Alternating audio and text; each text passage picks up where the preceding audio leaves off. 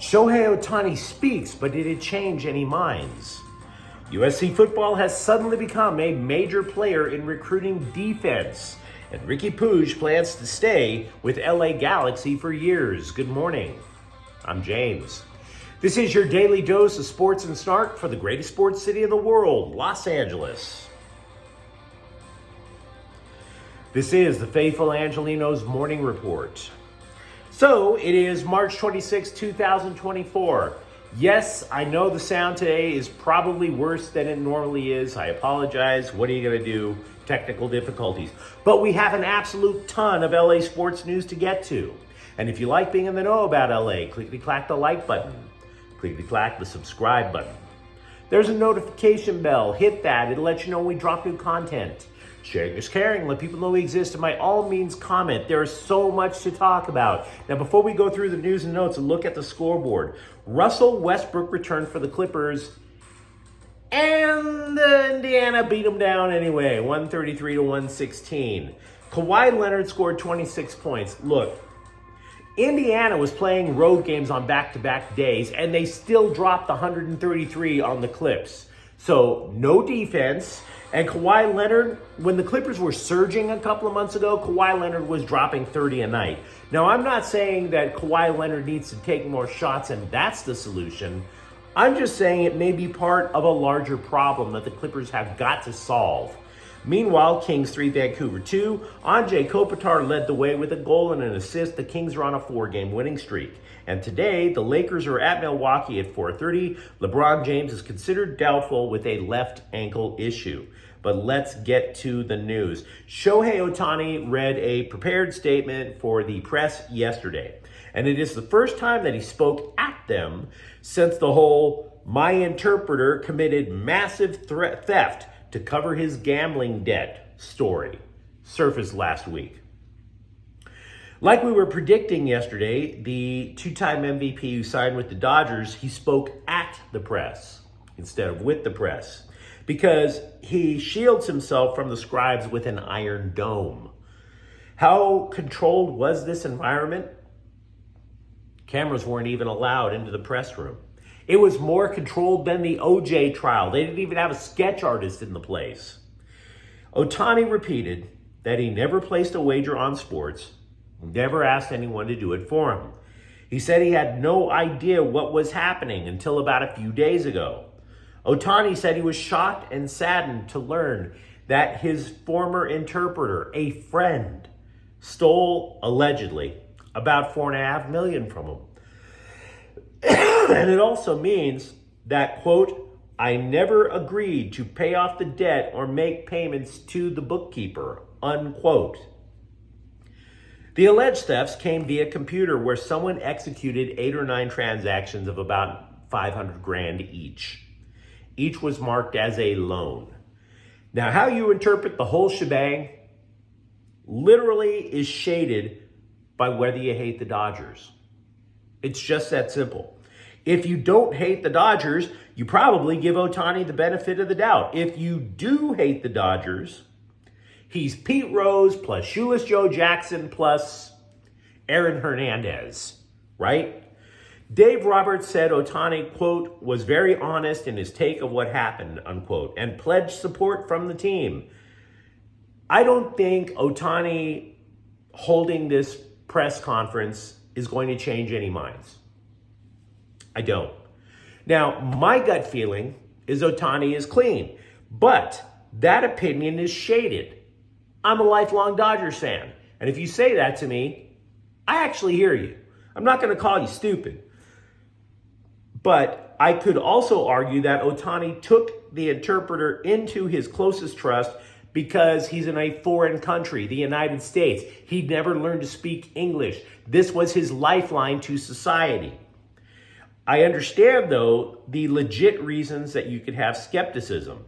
For example, one reason for skepticism: how did nobody notice $4.5 million going poof? I hear you. I do. But I could reply that the interpreter told The Athletic recently, quote, "speaking is only about 10% of the job," unquote, as Ohtani's interpreter. The target of the investigation is the interpreter, and he said he did a bunch of things for Ohtani. That could easily include money matters. Second reason for the skepticism, which I totally get. If the interpreter loaned himself that much money, did he intend to pay it back? If so, how? Or did he hope it would just vanish and cover itself up? We do know that the interpreter, though, has a reputation for embellishment. His resume turned out to be a little sketch, for example. He said he graduated from UC Riverside. UCR has no records of him being there. Now, for Dodger haters, I repeat, nobody is accusing Ohtani of betting on baseball. Nobody. That alone should probably absolve him of punishment from Major League Baseball. Also, regarding of who paid what when, well, the authorities are going to have to tear through Ohtani's records to figure it out. One final note. ESPN did the legwork because we need to know who's investigating who. We do know that Major League Baseball is investigating, but they're investigating simply to cover the reputation of the game. We know the IRS is investigating the situation. Who is not investigating? The FBI, law enforcement in either LA or Orange counties. Remember, Ohtani's a former Anaheim Angel. The California Bureau of Investigation. They're not doing it either. The U.S. Attorney's Office, however, declined to comment. The classic governmental non-denial denial. How important to the scribes was Ohtani's statements? Glad you asked. While he was giving it, Walker Buehler was actually out on the mound at Dodger Stadium facing live hitters in his recovery from Tommy John surgery. Dude hasn't pitched a game in damn near 2 years. Nobody cared. And by the way, he even took a batted ball off the leg. This would be big Dodgers news if it weren't for what was going on with Ohtani. Miguel Vargas, by the way, also told MLB.com that his confidence was shaken when he struggled last year as a rookie. Quote, I wasn't having the results that I wanted, and I lost sight of what has made me good in the past, which is just enjoying the game I love. I was thinking of other things, unquote. Now, to be clear, he's likely to begin the season in the minors again, having switched from infield out to left field, but he sure did have a productive spring, so he's on the periphery of perhaps a comeback. Let the record reflect, when Lincoln Riley makes recruiting moves, they will come in bunches, guys. Yesterday, we reported how USC football landed 2 major recruits from the class of 2025, also including flipping a defensive lineman commit from Georgia to the Trojans. And we sure undersold the hell out of that. It turns out yesterday, after the clip posted, the scribes kept going back and discovered Riley landed 3 more recruits Sunday to bring the total to 5. Multiple press outlets kept having to update how big that Sunday was for the Trojans, which is kind of funny because for all of our faults as sports writers, you'd think we'd have the ability to add and subtract whole numbers. But so be it. In addition to the recruits previously reported, USC added 4-star safety Hilton Stubbs from Jacksonville, Florida. He is considered one of the top 10 safeties in the class of 2025. He finished last season with 97 tackles, which indicates he is willing to participate in run support. 3-star defensive lineman Gus Cordova of Austin, Texas, allegedly had more than 40 offers, according to his local paper. The other commit goes to the class of 2026, but Sunday's treasure trove absolutely moved the needle for USC. You might recall how the Trojans were mid-teens in the just recently ranking for the recently concluded recruiting cycle. One college football media outlet has the Trojans class of 2025 ranked 3rd so far in the nation. So they have landed what they consider to be 3 top 100 players. Meanwhile, the player that committed for the class of 2026 is a 4-star cornerback, Dominic Kelly from Tampa, Florida.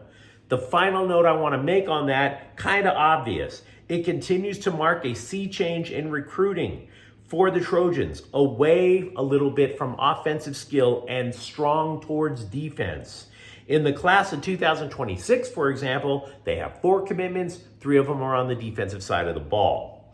Meanwhile, the Trojans held 3 practices last week. It was the first week of spring ball. The biggest takeaway thus far is probably the instability of the offensive line. Riley said the quality at offensive tackle, for example, is good, but there is precious little depth. He said Elijah Page and Mason Murphy are at the top of the depth chart there. Riqui Puig of the LA Galaxy told a Spanish news outlet that he is working on a contract extension to stay in LA, which should put rumors about him leaving aside for maybe 5 minutes, right? The impression about Riqui Puig ever since he first started playing for the Galaxy was that this arrangement was always on borrowed time, because people who cover soccer knew that the guy had immense talent, but he just couldn't crack the lineup over at FC Barcelona. So you would see these wild rumors about the guy begging, allegedly just begging, please send me back to Europe, going so far as ridiculous gossip claiming that he thought LA was boring. The Galaxy and Riqui Puig posted a prank clip about how he thought he was bored in LA. That's how ridiculous those rumors were. Because you could say a lot of things about LA and you'd be right. Boring is not one of them. We are not boring in LA.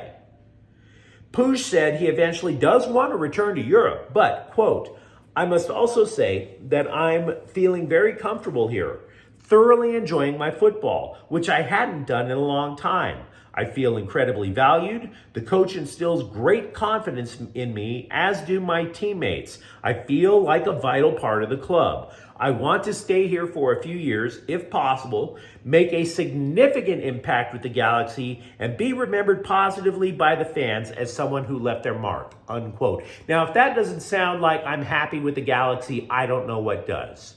And by the way, speaking not only of the Galaxy, but MLS overall, it's apparently been broken, according to a couple of media outlets, that the referee lockout in MLS is over. Rams general manager Les Snead said he knew Aaron Donald intended to retire back in February. If you recall, when the Rams tore their roster apart last season due to the salary cap, Snead said that it was not a rebuild because Donald was a weight-bearing wall, along with Matthew Stafford and Cooper Kupp. So this left Snead with a question. Do I replace this weight-bearing wall, or do I just protect the other two? And that explains the Rams' offseason so far. The Rams formulated their offseason plans around protecting Stafford. Snead was candid about the upcoming draft, though. Quote, I think what we will do is every time we go to pick, we will definitely look at defensive linemen on the board, unquote. Snead added a contract extension for linebacker Ernest Jones before the season is unlikely. He was one of the defense's most productive players last year. The move of not adding years to Jones carries some risk. It's his final year of his rookie contract. If he keeps making plays, his value just spikes even higher. Meanwhile, the Rams took the idea, or I should say the press, took the idea of Stetson Bennett potentially returning to the Rams next month as the biggest story. It's not. Here's why. Bennett, no matter what he does when he comes back, is now the third string quarterback. He went from potential quarterback of the future for the Rams last year to third string because he left. And we still don't know why the hell he left the team last year in the first place. It's not that big a story. It isn't. It's not a big story. It's a goofy story. Now, Snead told the Scribes Bennett should return to an off-season program next month. Snead also told ESPN that while he was a fan of former backup quarterback Carson Wentz, the Rams signed Jimmy Garoppolo as the primary backup because he has more familiarity with the team's offense. Jim Harbaugh gave an odd take on the Chargers having the 5th overall pick. It's a take that makes much more sense if you're stoned. So if you'd like to, please pause the clip and take a couple of hits. We'll wait. This is what Harbaugh said, quote, "There's going to be a great player at 5. There's talk of 4 quarterbacks going in the first 4 picks, where if that happens, then that pick really becomes like the number 1 pick. If 4 quarterbacks go in the first 4 picks, it's not like the 5th pick anymore. It's like the number 1 pick for teams in the draft that have a great quarterback," unquote. And then Harbaugh said, "Hey, bruh, it's puff, puff, pass." Harbaugh is saying that the Bulls could get the best non-quarterback in college football, ultimately. If one of those teams do not go for quarterback, though, if one of the 4 teams ahead of them do not go for quarterback, that would make, however, that 4th quarterback available for the Chargers at number 5. Now, I'm not saying that the Chargers would draft that guy, that 4th quarterback. What I'm saying is, if that does happen, would somebody overpay the Chargers to get the 5th pick overall? Right? Minnesota, for example, has 2 first-round picks, and they let their quarterback, Kirk Cousins, go. Now, I'm not predicting a trade down for more assets, but keep your eye on that. I have but one Clippers opinion, aside from what I said up at the beginning about their current form and what it could mean for the playoffs. When players such as Russell Westbrook, Ivica Zubac, etc., when they were out, that was a time for the reserves to make a name for themselves, to continue their winning ways. And it didn't happen. It just didn't. So what that suggests to me is when the playoffs come around, it's going to be a super tight rotation. Maybe as few as 8 players ever getting any time. 5 starters and just 2 or 3 guys off the bench, tops. News about off-season tryouts in the NFL are a little sketchy, so try not to read too much into this, but the Seahawks brought in former UCLA edge rusher Grayson Murphy for a look. Murphy recorded 10 sacks for the Bruins in 2 seasons. Now, to be clear, the draftniks out there see his twin brother, Gabriel, as the better prospect. But that doesn't mean Grayson can't land himself a job. Now, you tell me, though, what you think in the comments thread. Were you even remotely moved by what Shohei Ohtani said yesterday?